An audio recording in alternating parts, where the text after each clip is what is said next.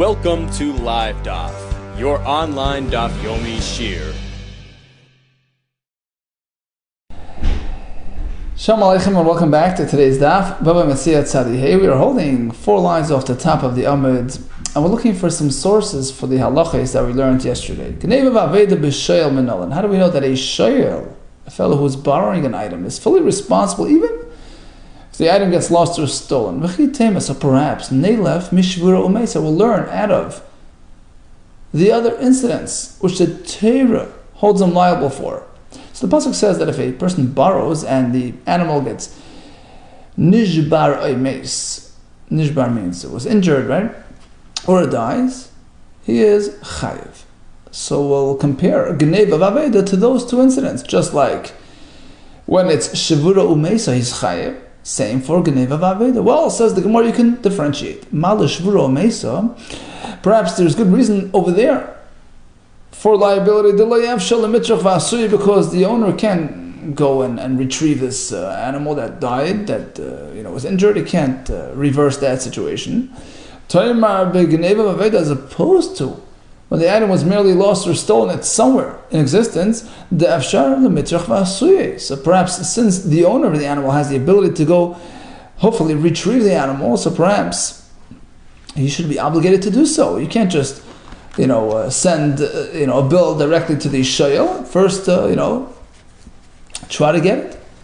Says the Gemara, Elo kihod desanya, rather the raya for the shayel's liability by Gneva Veda is based on the following verse: the sanya nishbar imes. You borrow the animal and nishbar imes, you chayiv. Einli elo shvuro mesa. So perhaps it's only chayiv in these 2 incidents, in these 2 cases. Gneva Vaveda B'nai, what about Gneva Vaveda? Amris Kalvachemer, says the Brisa, it's based on a Kalvachemer from Shemer Sachar, Ma Shemer Sachar, Shepater, Mishvur Omesa.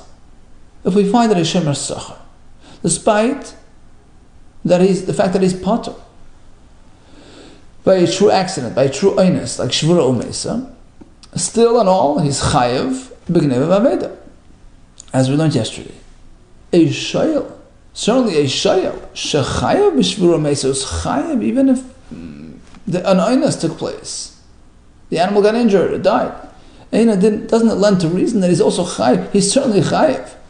Shechayev b'gneva vaveda, which is in a way closer to carelessness. There's an element of carelessness there, and certainly there's all the more reason that he's chayev. V'zehu kal v'chomer she'enol of tshuva, and guess what? There's no way to oppose, to refute, to undermine this kal v'chomer. Now, my enol of tshuva, what do you have in mind that could have theoretically been used to oppose the kal v'chomer, which prompted you to make that statement? Perhaps there's a way for us to oppose this kal v'chomer. You're basing the chiyuv of a shayel on the chiyuv of a shemer sachar. Mala shemer sachar shekein mishalim tashlumei kefil.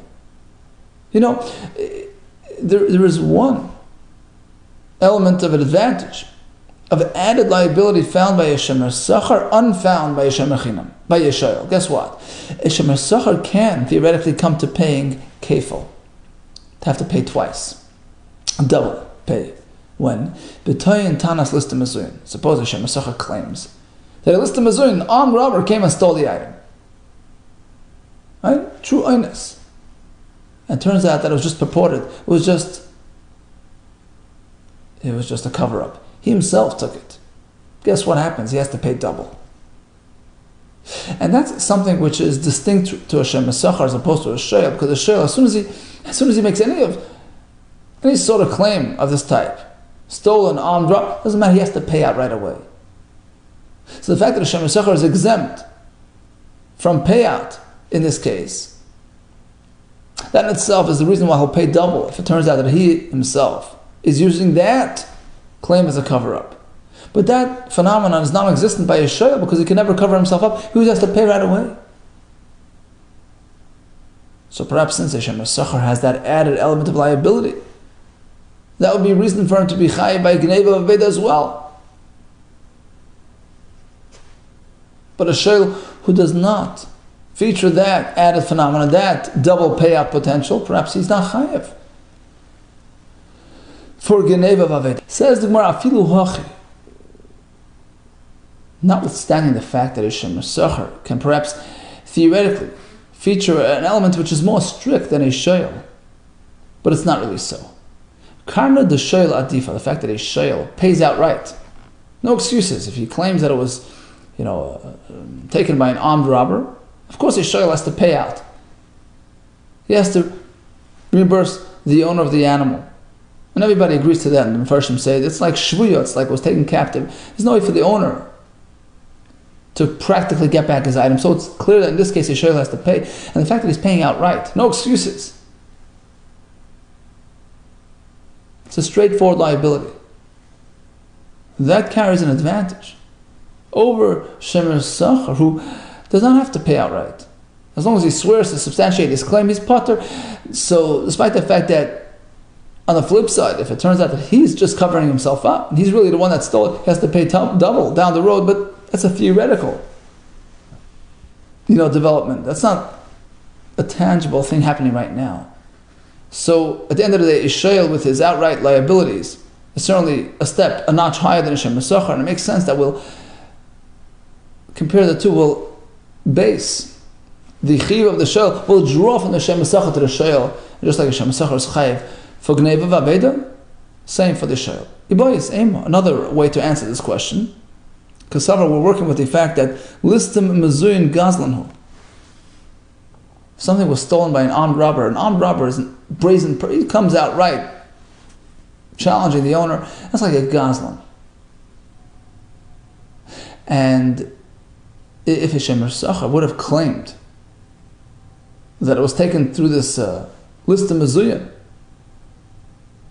and he falsified, the story. It turns out he's just using it as a cover-up. He himself stole it. He wouldn't have to pay kefil. Rashi says kefil is only when he claimed that it was taken through a ganav, and he himself turns out to be the ganav. But if he claimed listim mezuyin, there's no potential kefil by a Shemer Sachar as well, and therefore,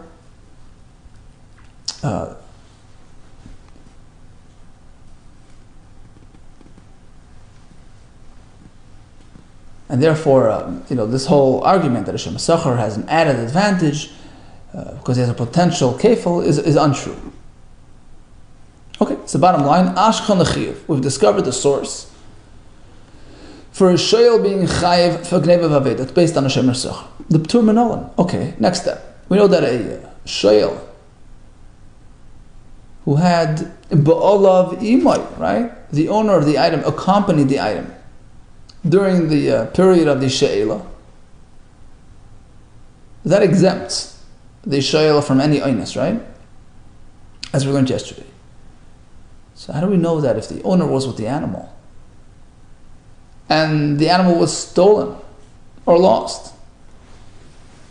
So how do we know the concept of Ba'al of Imay? That if the owner of the animal was serving the borrower in any capacity, as we're going to see later, exactly, we're going to set forth the parameters of exactly how this applies and what does together mean. Okay, we'll see later. The bottom line is, Ba'al of Imay is an exemption.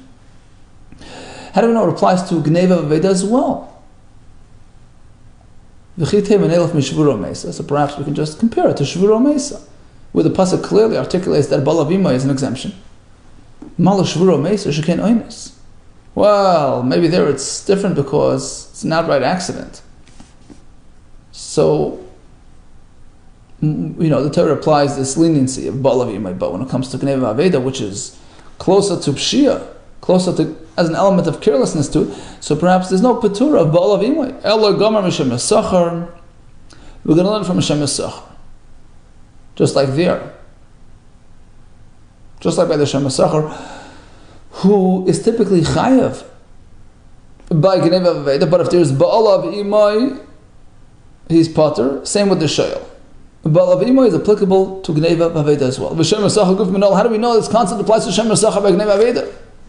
Well, Gamri Chiyuv with the Shemer Sachar, Michiyuv with the Shoyal. Very simple. We compare all cases of liability by Shemer Sachar, i.e. Gneva Vaveda, from the cases, from the incidents which trigger liability by Shoyal as well. which is shvura umeisa. Right? So we compare the two things and we say, look, malahalan, just like by the shayel, if there's a ba'al imoy element with the shvura umeisa, malahalan bebalam is pater. Afkan here as well by the shem esachar. Whatever his liabilities are, but if they're together with ba'al imoy, bebalam is pater. B'may Gomer, how are you comparing the two things? Even mamatzinu, is it through the mamatzinu method? Well, just as we find by the Shem. Shayel, the ba'al imoy is an exemption here as well. Well, we can differentiate between the two incidents. Kedabarchin, as we learned before, k'shegin oines. Perhaps ba'al imoy is a good exemption by, shvura umeisa, which are true accidents, true einsin. Who says it's applicable to gneva aveda, which has an element of negligence to it? Ella, rather, how do we know? Amakro, the pasuk says, V'chi yishal. Remember, we had three parshias. Shemer chinam, followed by shemer sachar, and then V'chi yishal. Vav. Vav is a connector. The Vav is moisav in Rishon, connects the bottom parsha, the shoyel, to the previous parsha, the shemer sachar, v'yilmad eliyim mitachten. And that allows us to learn the previous parsha, the shemer sachar from the shoyel below, just like just as ba'al of imoy is a patur, is an exemption by shayel when it comes to his liabilities, the same with shemer sachar for his liabilities as well. Well, says the Gemara, okay, so I know that a shemer sachar has the patur of ba'al of imoy, but to turn it around and say, well, now that we know that a shemer sachar is patur with ba'al of imoy by gneva aveda, same thing with a shayel. Who says you can learn one from the other? Because we can ask that Mala Shemer Sachar, perhaps the reason why Shemer Sachar is pater by ba'al of imoy of gneva aveda, she came pater b'shvura meisa, because a Shemer Sachar has another element of kula, of leniency, because if there's a aynes incident, shvura meisa is pater. Tamer b'shayel, as opposed to a shayel who's chayiv under these circumstances, shechayim b'shvura meisa. So how could you compare? How could you learn a kula to shayel from shemer sachar? Ella, says the Gemara, like this. Let's backtrack a second. Gneva aveda b'shayel l'chiyuv minalan. How do we know that a shayel is chayiv upon gneva aveda? The Gemara b'shemer sachar. We learned it from a shemer sachar through a kal v'chaymer, right? As you recall, right, a couple of minutes ago. Well, if that's the case, if shemer sachar forms the basis for the shayel's liability of gneva aveda, we have to apply the concept of dayoy. And dayoy lova min adin liyas kenita. When you learn, when you derive something through a kal v'chaymer, the derived halacha needs to conform to the source halacha. You can't be more, right? It has to be limited. It's limited. It can only be applied in accordance with the original source, which means ma gneva aveda. After all, what's the source? Gneva aveda of seicha, right? Of shemer sachar. So we have to look over there and apply a parallel. We have to compare shayel to the source. Ma gneva aveda the shemer sachar bebalam pater, just like by the shemer sachar. If the owner is around, he's pater for gneva aveda. Of gneva aveda the shayel nami bebalam pater, same thing with the shayel. In similar fashion, if he had gneva aveda, if the owner was around, he's pater.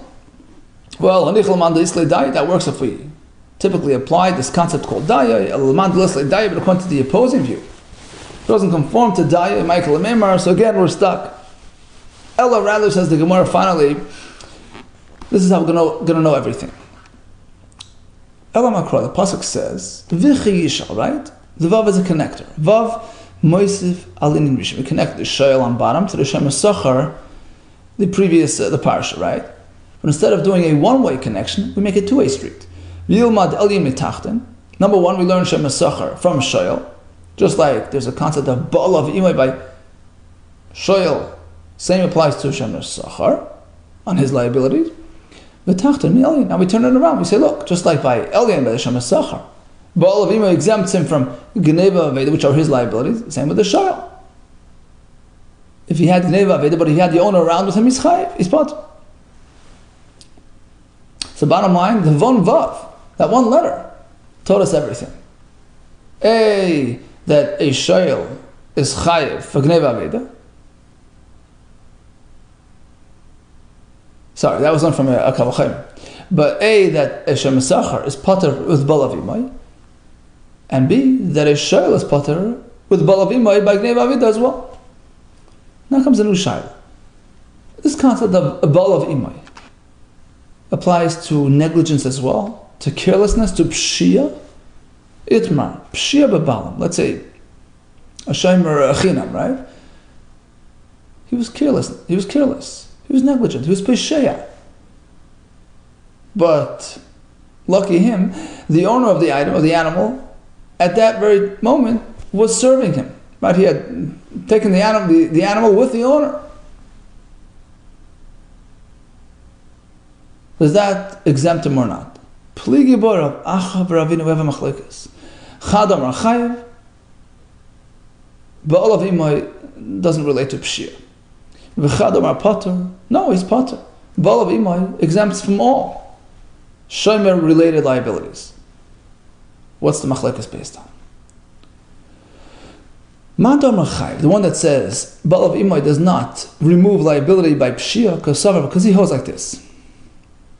Remember the actual pasuk of Ba'olav imay is said where? By the Shayel, right? Which is the third parsha. You have Shem Mechinam on top, then followed by Shem Sachar, the second parsha, third is Shayel. Because Sabri holds Mikra, the pasuk of Ba'olav imay, which is stated down below by the third parsha of Shayel Nidrash Lefanav. It relates back to the previous parsha as well, i.e. Shem Sachar, through that vav, through that connector. But it stops there. It doesn't go back to the parsha prior to the prior parsha, meaning back to Shem Mechinam, which basically means that the Shem Mechinam, who's chayev am pshia, can't use the Ba'olav imay exemption. So we know that pshia is not affected by Ba'olav imay. Hilkach, the Gemara explains, Hilkach in Ba'olav imay, and therefore the pasuk of Ba'olav imay, which is stated by Shayel, Shem Rechinam, back to Shem Rechinam, which is 2 parshas ago, like Siv. It doesn't apply there. Right? That's number 1. Now, having said that, Upshio Name B'Shem Sachar B'Shayel like Siv. This is an aside. The concept of being liable by Pshia is not explicitly stated by Shem Sachar and Shayel. It's only by Shem Rechinam. How do we even know that a Shem Sachar or Shayel are chayev am pshia? Hilkach explains the Gemara. B'Shem Sachar b'Shayel l'chiyuv. How do we know they're chayev by pshia? Asya b'kam chayev m'Shem Rechinam. We learn it by way of a kavachemer from Shem Rechinam that. Despite the fact that he's potter for basically everything else, he's chayav am pshia. Certainly the Shem Sachar and the Shayel who have more liabilities, of course, they're also liable to pshia. Okay, so we know the concept of chiv pshia, but the added point, aval bebalam liftar, but to say that the owner's presence, the Ba'olav imay, can mitigate the pshia liabilities, af b'Shem Sachar. Even if it's a Shem Sachar or a Shayel, you can't say that. Why? Because although the pasuk does state that the owner's presence exempts a Shayel v'Shem Sachar, is going on the Shayel and the Shem Sachar, right? So the Ba'olav imay, which we just explained, is stated by the Shayel and also relates back to the previous parsha of the Shem Sachar. It doesn't cover pshia. It only covers items which are specifically, clearly mentioned by Shayel and Shem Sachar.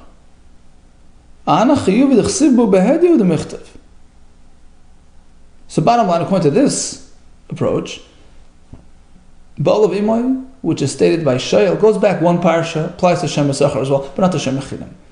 Who's chayav am pshia, he doesn't get away with Ba'olav imay.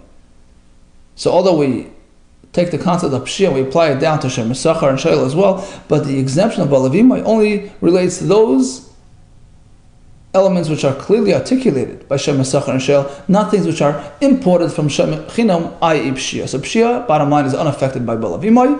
If you use Peshea, Bebailim is Chayiv. That's one approach. However, Mandamar Pater, the other Shita, which says Pshia Bebalim is Pater, he holds like this. Kasavar Mikra Nidrash Lafanav Vilifnei Fanav. He holds that the exemption of Balav Imoy, which is stated down below by the Shel, relates back to Shem Mesachar and back to Shem Chinam as well. We look at it all as one, right? Rashi says, Besmichas HaParshis, the close proximity of the Parshis. It's all one big discussion, even though there's no clear connection, no clear hekesh, but that's the way it works. Bottom line, when it says Balav Imoy down below by the Shel, it relates back to the Shem Chinam as well, regarding his Pshia. So we see that Pshia is mitigated by Balav Imoy. So we have a clear-cut machlekes, Pshia Bebalim is Chayav HaPater. Now we understand, the basis for the machlokes. It's not. Let's go back to our Mishnah. Shoyles hapara, he borrowed an animal. V'shal bela imoy, and the owner of the animal made himself available to the borrower as well. Or shoyles hapara, v'sachar bela imoy, he borrowed an animal and he hired the owner.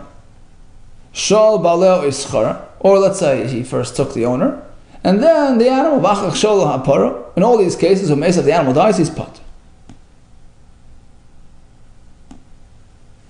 Now the Mishnah only discusses a shayah. Vilu Shem Mechinim like Tony. Why did the Mishnah leave out Shem Mechina? Apparently because he doesn't have anything to do with Balav Imoy. So we see that Pshia B'Balav is Chayev. Well, Tamech, according to your kasha, what do you mean? According to you, Shem Mechina, Shem Mesachar Miktani. Why did the Mishnah leave out Shem Mesachar? Who certainly can benefit from Balav Imoy, so why did we leave it out? Ela Tana most of the Ksiva. Apparently, you have to say that the Tana chose to discuss Dafka Ishael because the pasuk of Balav Imoy is clearly stated by Shael, so that's why we chose Shael. The Asi Midrash like Tani, as opposed to something which is learned from Midrasha, and that's why we don't really discuss Shem Mesachar, and likewise Shem Mechinam for the same reason. But it's not to say that Shem Mechinam will not benefit from Balav Imoy. Perhaps he would. Tashmai comes another attempt at it right.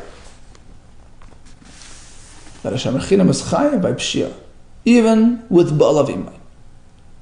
So we have a brayso. Sha'ala v'sha bala imo.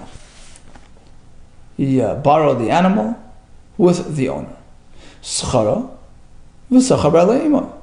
Or he rented the animal with the owner. Shala, all variations, right? Shala v'sachar ba'aleh imo, sachara v'shah ba'aleh imo, right? Or he rented the animal and he borrowed the owner, or the other way around. Although the owner is helping Shimon, the borrower, in a different location, he's not standing together with his animal. Since he's serving Shimon, helping him, whether voluntarily or by way of hire, umesa at this juncture the animal dies, pater because of Balav Imoy. So the Gemara figured, Hamani Rabbi Yehuda. This brayso reflects Rabbi Yehuda's shita, who says the Amar Shomer Soichik Shem Mesachadami, that a renter has the same status of liability as a Shem Mesachar, as we learned the other day, right? Okay. Now V'ha'ai Tana Ktani Milsa Dasi Midrasha. So clearly, this Tana who discusses a Soicher who has the same status as a Shem Mesachar, whose din of Balav Imoy is only derived through a drasha. So apparently he's discussing items and halachas which are learned from a drasha, not just things which are clearly stated in the psukim. Right? So why didn't he mention Shem Mechinim as well, if in fact Shem Mechinim can benefit from Balav Imoy? Vilu Shem Mechinim like Tani. So this pretty much proves our point that Shem Mechinim cannot benefit from Balav Imoy. You know why? Because his liability amounts to a case of Pshia, and Pshia is not affected by Balav Imoy. Well, no, says the Muhammadi Rabbi Meir, this price is Rabbi Meir speaking, Damar Soichik Shem Mechinam Dami, that a Soicher has the same status as Shem Mechinam, V'tana Shem Mechinam, V'adin Shem Mesach. And you're right, the fact that the Brisa discusses the Soicher, which is another form of Shem Mechinam, meaning he has the same level of achrayus, of responsibility as Shem Mechinam, so pretty much we covered the Shem Mechinam, and the same thing with the Shem Mesachar. So perhaps, Pshia can be mitigated by Balav Imoy, Iba Yasema. Or another way to answer this question. If we want to insist that the Brisa follows Rabbi Yehuda, Stam Brisa Rabbi Yehuda for some reason, right?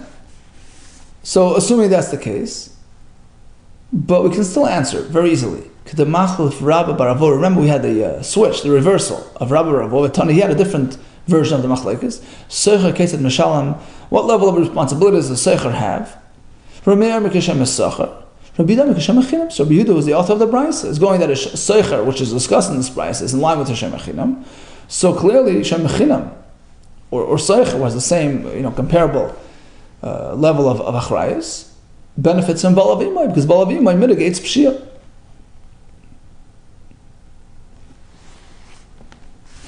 Okay, now let's relate to one point that the Brisa raised, which is that even if the Baalim is stationed in a different location, he's not actually accompanying the animal, right? So I borrowed the animal, and the owner is also helping me in a different location. That too is considered Balav Imai. Amar Rav Abnuna, but you meant to know, Lo'el Muchayiv, that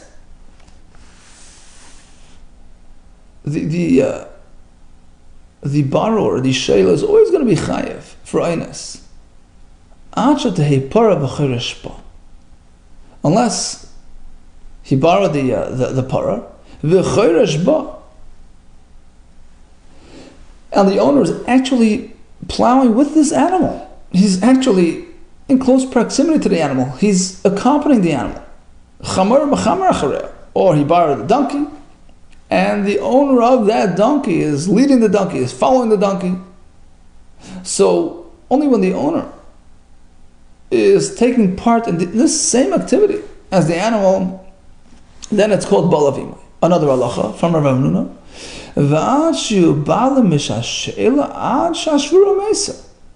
He holds that Balav Imai only works if the owner is around starting from when he borrowed the animal until and including the incident. Al Mukasavar, apparently Rav Hamnuna holds, when the pasuk says Balav Imai, it's going on everything. Akula mil samashma. It's going on everything that's described in the pasuk. What does the pasuk say? A person borrows an animal, and something happens. If nishbar amaze, right? So the pasuk is going from the point of borrowing all the way to the incident, and that's when Balav Imai is required. Balav Imai, right, is pater. So according to this opinion, we take it literally. Balav Imai needs to be a constant presence. Akula mil samash. Masav Rav has a kasha from a brisa. Shala v'shal bala imai. Right. So this was our brisa. Suchara v'sachar bala imai. Suchara v'shal bala imai. Shala v'sachar bala imai. Right. All these variations.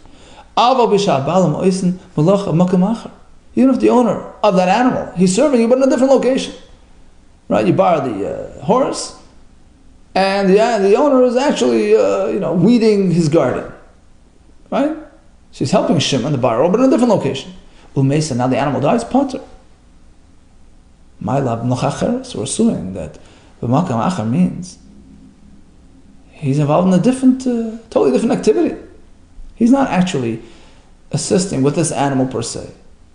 That's a kasha on Rav Hamnuna, who requires oneness, right? Lo yibaysa malacha, says the Gemara, no. And the Brisa says that he's b'makam achar, it means that he's engaged in the same activity as the animal. So what does the Brisa mean when it says makam achar? The kamarafi v'azal kama means he's not standing in the same spot, the same inch. Meaning let's say the animal is plowing, right? So the owner is going ahead. Kamarafi v'azal kama is softening as he's walking ahead of the animal. Makam achar means he's not right here, he's nearby, but he's still engaged in the same activity. The Kamarav of Azal Kama asks the Gemara, but how can you say Makam Achar means he's engaged in the same activity as the animal? Let's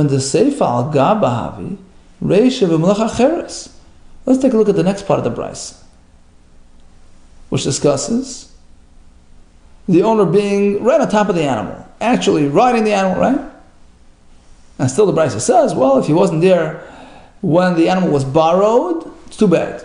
It doesn't help the borrower. There's no Bava Metzia. So Reisha Mlacha Acheres. So apparently when the Bryce in the outset, the beginning of the Bryce, is highlighting the opposite point, that if the owner was present, was accompanying the animal at the moment of borrowing, right? That's really that's the determining factor. Was the owner there when the animal was borrowed? And the Bryce is highlighting that that's the determining factor, even though the owner was not there when the animal was working for him, when the owner was involved in a different activity. Right? That's what it sounds like. Why? Let's move on. Tani Sefer, because the Bryce continues.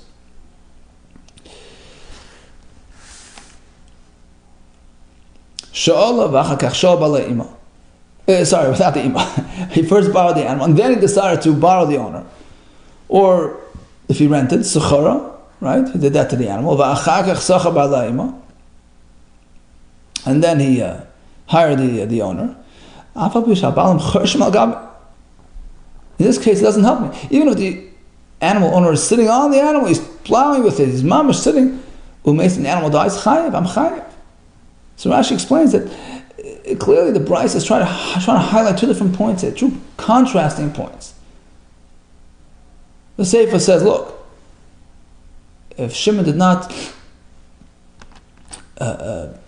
borrow or hire the owner when he borrowed the animal, even if he came to him later, it's too late. And even if the owner is sitting on the animal as the incident occurs, it's too bad. It doesn't constitute Bava Metzia. So we're citing an extreme case, and still it doesn't work. So in contrast to the Reisha, which is trying to highlight a totally different point, an opposite point, that if the Bava Metzia does kick in because Shimon borrowed the animal together with the owner, that works despite the fact that the owner is not around. He's involved in a different activity. And that's what the Bryce is trying to point out. Malka Macha means he's in a different area. Still it works. Right? In contrast to the Sefer, that even if he's right there, it doesn't work. So that's how we're learning the Bryce. So it would seem from the Bryce that he doesn't have to actually be sitting on the animal. He doesn't have to be involved with the animal. He can be a totally different area. And it works. That's a kasha on Rav Amnuna. Amri, so the answer is no. Reisha v'sefer b'isam malacha. Both the first and second part of the Brisa are discussing the owner being involved, being engaged in the same activity as his animal. Reisha rabusa kamashmon v'sefer rabusa kamashmon, and still there's a chiddush in the Reisha and a chiddush in the Sefer. How? Reisha rabusa kamashmon. The chiddush in the Reisha is staf gav the lav al gab. Even though the owner is not actually situated on his animal, el ba'isam malacha, he's nearby, like we said, plowing the earth, softening the earth in preparation for his animal's arrival. Right? Since, despite the fact that he's not actually stuck to his animal, he's walking ahead, it doesn't matter. It's still considered balavi. It qualifies. Since the balam was present when the animal was borrowed, even though currently he's not sitting on the animal, he's engaged in some work nearby, but it's the same malacha. Pater. So that's called Bava Metzia, and the borrower is pater. The Sefer, the chiddush in the Sefer is the avagal gaba. Even if the owner is sitting on the animal, it's one package. Doesn't help me. Since he wasn't there when I borrowed the animal, that's the main factor, and that's why I'm chayiv. So basically, it's not a kasha anymore. The Brisa can very well fit with Rav Amnuna, that Bava Metzia requires that the owner participate in the same activity as his animal. Says the Gemara, but how could you say this? You know, if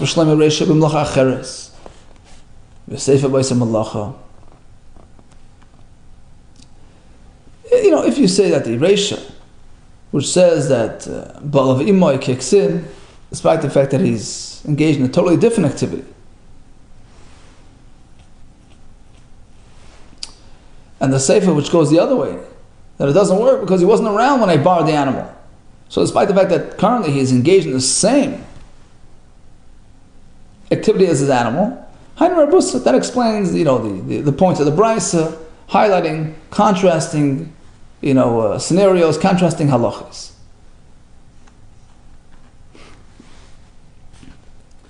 Ella, the amris, reisha v'sefer b'isem malacha. But the way you're suggesting that the Brisa in its entirety, whether it's the reisha or the sefer, is speaking where the owner is engaged in the same activity. My Rabusa. What's the big? How are you highlighting the contrasting points here?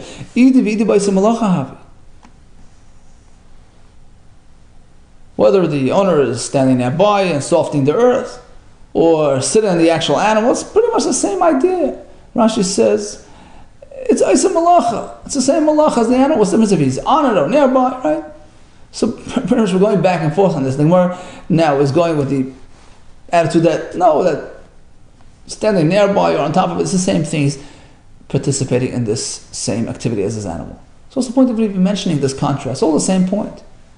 He's on top, he's nearby. Would be no point in differentiating between this and that particular incident. So it would be useless for the Brisa to point this out. It's not really a contrasting situation.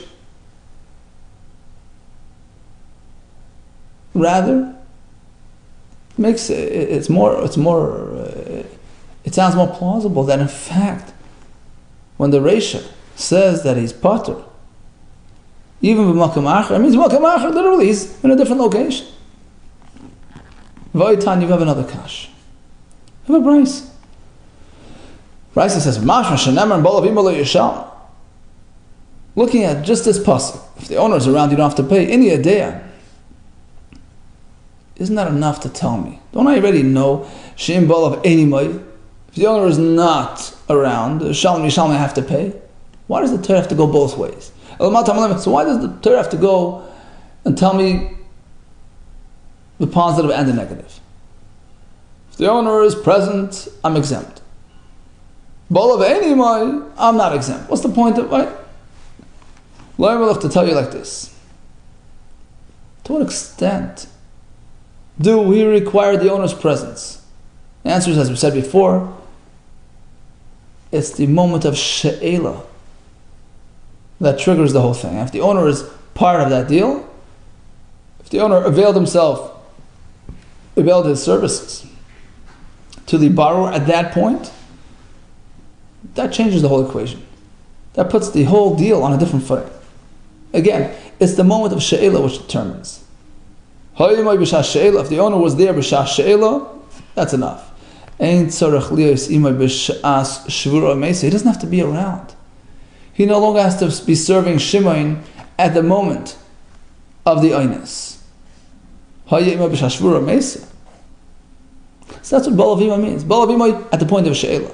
On the other hand, even if he was there, if he was serving Shimon when the incident occurred, it's not enough. He has to be there b'shas she'ela as well, and that's what the pasuk is stressing to us. Ba'alav imay means b'shas she'ela, then you're pater. Ba'alav einimay, but otherwise if he was not there b'shas she'ela, even though he was there when the accident occurred, it doesn't help me. So this is a kasha on the second point of Rav Hamnuna, who says that the owner has to be there from beginning to end. V'tani, we have another brisa in similar form. The fact that the pasuk says when the owner's presence is not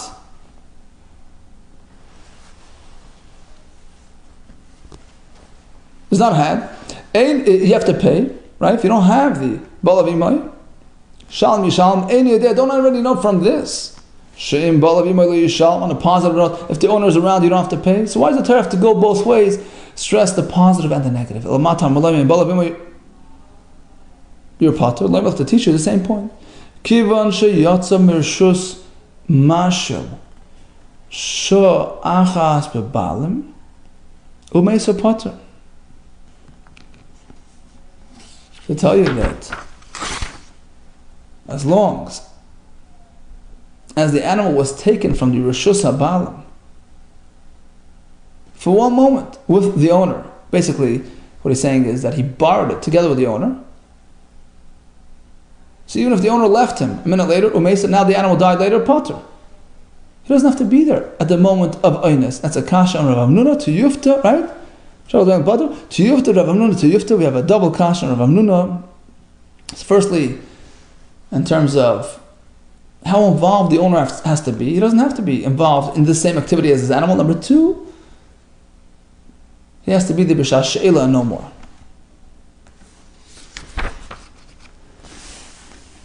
So picking up on this note, that Ba'alav Imai relates to the sha'as she'ela and not the sha'as ha'oines, continues the Gemara, Abayi sovel Rabbi Yeshua, umetaris l'kroi Rabbi Yeshua, v'Rava sovel Rabbi Yonasan, umetaris l'kroi Rabbi Yonasan.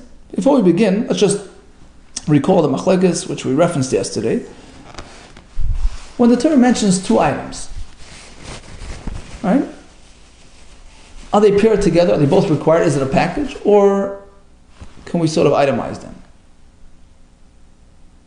and separate them? Rabbi Yashia says it goes together, unless we have a clear indication otherwise. Rabbi Yonasan says no, it can be one or the other. Now in the pasuk of the Yishayel it says when you borrow the item and finish borrow something happens, right? Balavima your pot. So two items are mentioned: the moment of she'ela, the act of borrowing, and the incident that occurred. So, question: Balavima relates to both, meaning the owner has to be there from beginning to end, from the moment of she'ela until and including the accident, or perhaps not, right?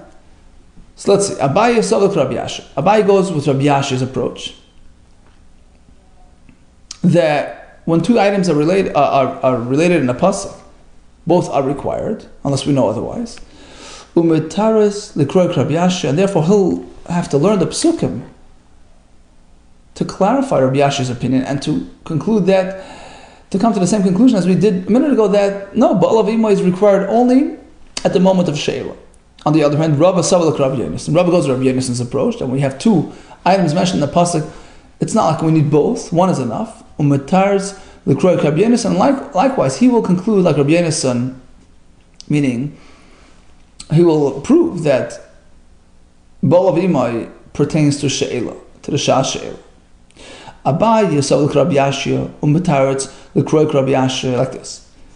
Ba'alav Imai shalom yishalom. If the owner is not present, he has to pay. Time at lesson of b'tarbai. Right? That's because the owner was not there during both facets, during the time of she'ela and the time of the incident. Right? Because remember, the pasuk speaks about both. And according to Rabbi Yashia, we treat them as one package. When the pasuk says the owner was not present, means he wasn't there by both. However, if, right, we learn from this that if the owner were to be present during one of these junctures, even though he wasn't present by the other one, the shoyel is potter. What do you mean, Vaksiv? But then we have a pasuk which says, in Ba'alav Imai, on a positive note, if the owner was around, i.e., during both junctures, right? According to Rabbi Yashit, it's one package. Lo Yisham, you don't have to pay. Indicating that only if the owner was there from beginning to end. It's a straight out contradiction, right? Time is it's only because he was there all along. But if he was there only during one and not during the other, he has to pay. There's no exemption. So how do we work this out? Here we say he has to be there all along. Here we say only part-time.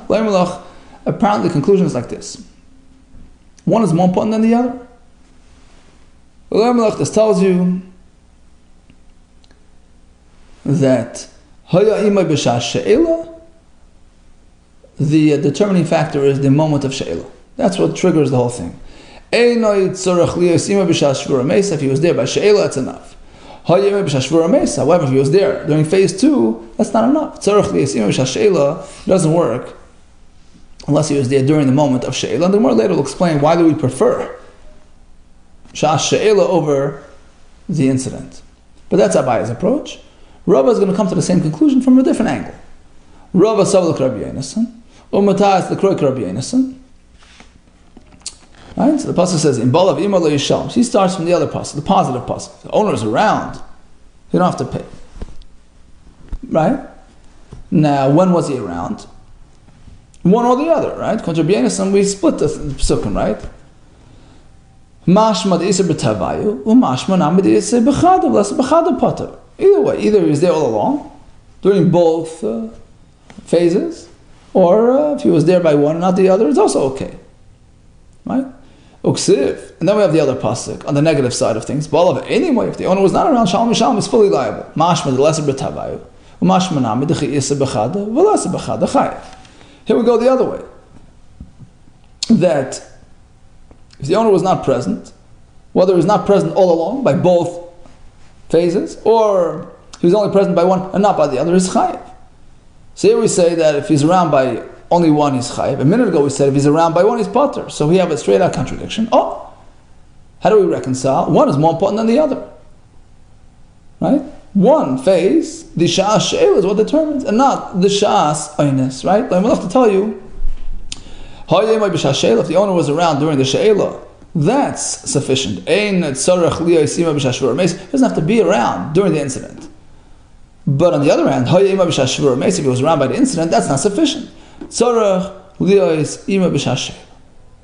everybody concludes the same way. Balav pertains to the sha'as she'ela. Who says? Perhaps go the other way. That he has to be there during the incident. Well, Mistavra, it's more logical to say that She'ela Adifa, the moment of borrowing, is more important. Because that's when he's taking it under his care. That's what triggers, right, the whole system. Well, Adarabah, the other way around, just the opposite. Shvura Meisa Adifa, perhaps. The actual incident is a more important event. Sheken Chai Ba'insen, because that's when he's chayiv, right? Sheken Chai Ba'insen, right? He's chayiv for the incident. So perhaps the accompaniment of the owner, right, the presence of the bailam, is crucial at that point. Well, says the Gemara, that's only phase 2. Lav she'ela. If he wouldn't have borrowed the item, who cares if it died? I mean, basically, what's triggering his liability is the borrowing moment, right? Says the Gemara, well, who says Vilav Shvura Mesa? Go the other way. If not for the event, Sheila Mayavit. Who cares that he borrowed it? So basically, one needs the other. So who says one is more important than the other? Afilachi still says the Gemara. In the greater scheme of things, what is really the crucial moment here? Sheila Adifa. Shken Chayev when he borrowed the item, that's what really, sets the tone, because that's when he has to feed the animal, he has to look after the animal. So that's when he gets committed. And that's what really counts.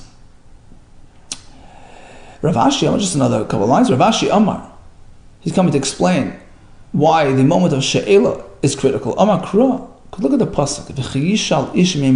Pasuk says, you borrow an item from your friend. And we learn from here, only if you're taking it from him. If you're taking him along with the item, it changes the whole equation. As opposed to taking the friend with the item. Right? So if you only take the item, then Shalom Yishalom, you're fully liable for anything. If the friend is coming along with the item, the owner is accompanying the item, then he's potter. So Balav Imo is potter when? At what juncture are we speaking? What is the pasuk describing? The act of taking, the act of borrowing. Apparently, Balavimai relates to that moment. Well, says the Gemara, well, now you found a perfect source of Balavimai. Why do we need that other pasuk, right? Balavimai, we have a beautiful deal from this pasuk to teach us this whole concept. Yochi Balavimai, Balav Enimai, Balavimai, right? Those two psukim, the owner is not around, the owner is around, the potter lamadi. Why do we need those two psukim? Well, says the Gemara, you still need them. Because if not for those psukim which explicitly tell us this halacha, and Balavimoy changes the story. I wouldn't see it in this pasuk. I would say, "Hi urcha dekrohu." It's just just the way the pasuk speaks, right? You borrow from your friend. You wouldn't learn from there this whole idea. You can't build on it and invent this whole idea of Balavimoy. But once we know Balavimai from the other psukim, now it's just a question of timing. When Balavimai? We go back to this pasuk. We now see it differently. That if the owner comes along, you're potter when What? Right? What's the critical moment? The moment of borrowing. Okay, let's just recap a long daf. So we learned about a shoyl being chayiv on gneva aveda. We learned about the p'tur of balavima, which is applicable to everything. What about by pshia? We have a machlekes, whether it's affected through balavima. To what extent do we need balavima? Rav Nuna had two chidushim, which the Gemara refuted from Brises. And ultimately, at the end of the day, the point is that it's the moment of she'ela which triggers everything, and the balavima factor applies to that moment. And that's it. All the best to you and Atzlach Rab.